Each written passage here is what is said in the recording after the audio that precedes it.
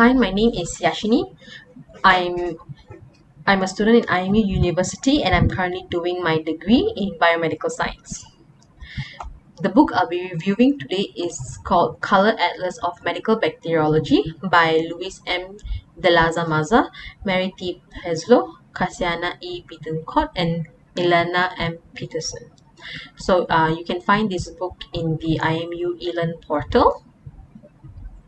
So as we can see in this description, but let me give you a few key features of why I like this book. The first thing is the extensive visual content. So this book illustrates the morphology of bacterial colonies and microscope characteristics, and these images are very crucial to identify the bacteria, and this book makes a very good practical tool in clinical and lab settings.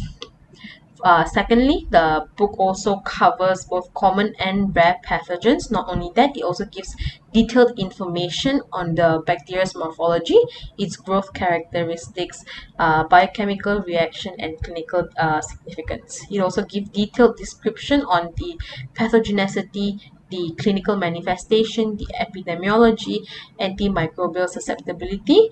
So it gives a very well-rounded understanding of each organisms, and it also includes diagnostic algorithms and flowcharts to guide readers through the process of identifying a bacteria.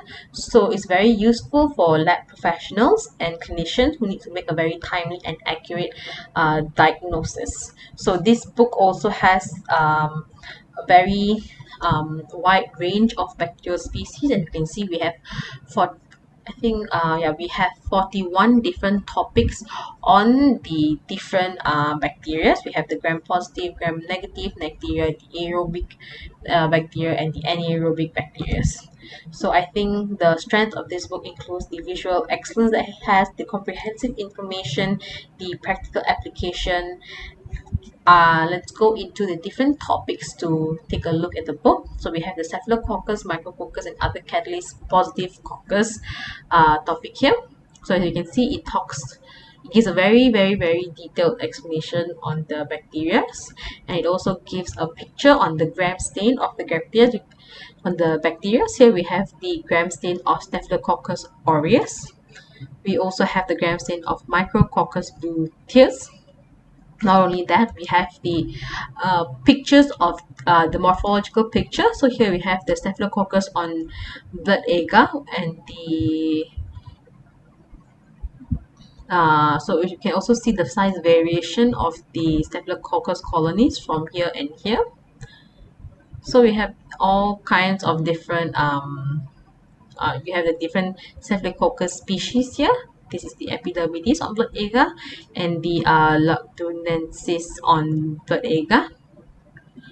Again, a different species on blood agar. And not only that, we also have the biochemical reactions mentioned before.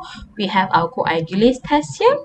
So we have the negative and positive test here, and also details on the coagulase test. We have the latex test for the identification of Staph aureus. We have on different agar. This is called the mannitol salt agar.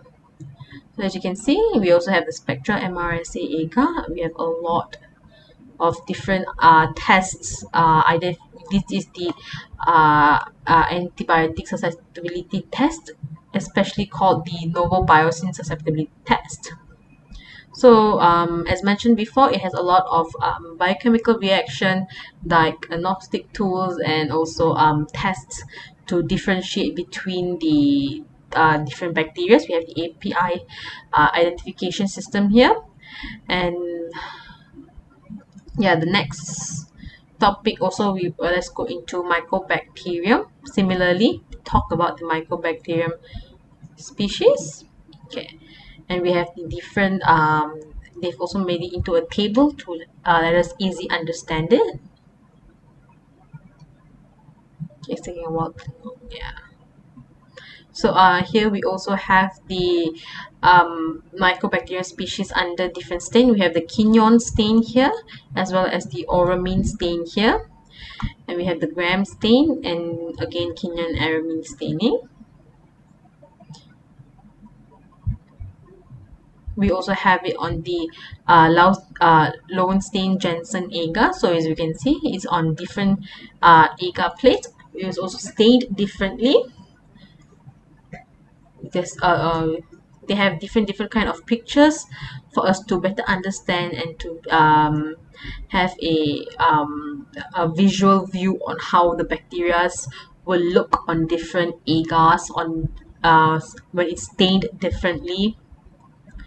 And this is the the susceptibility antimicrobial susceptibility tests that we have. And I think the best thing about this book is actually the last topic that we have. So this is all the longer version of the book. So let's take a look at the molecular diagnosis of bacterial infection.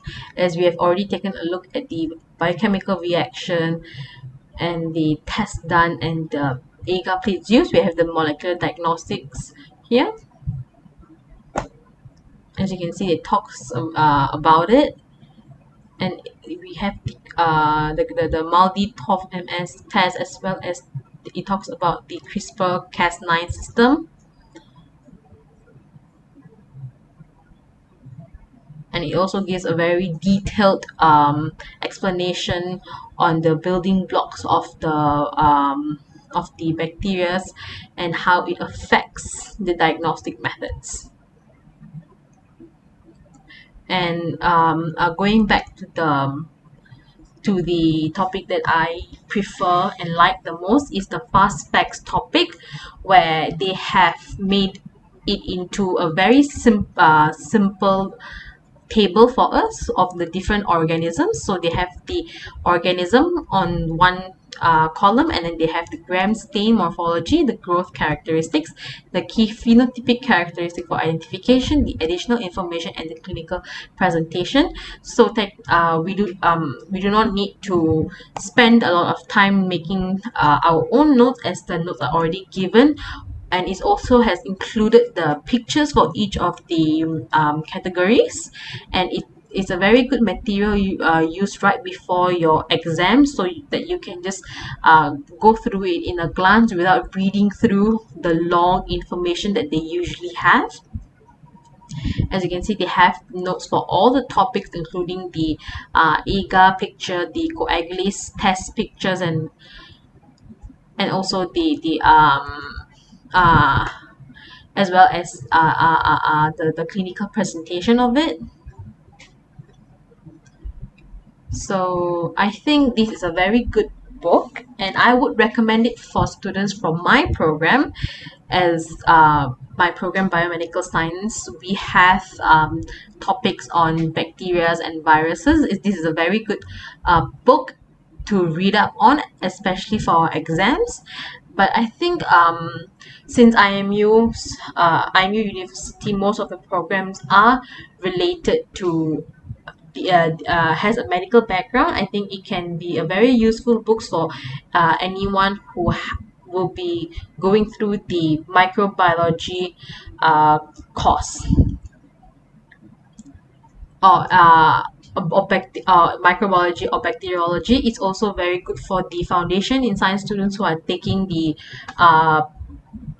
bioscience um, the bioscience course, as they have a topic called bacteriology, virology, and mycology. So this will be a very good book to revise on their bacteriology. That's all for me. Thank you.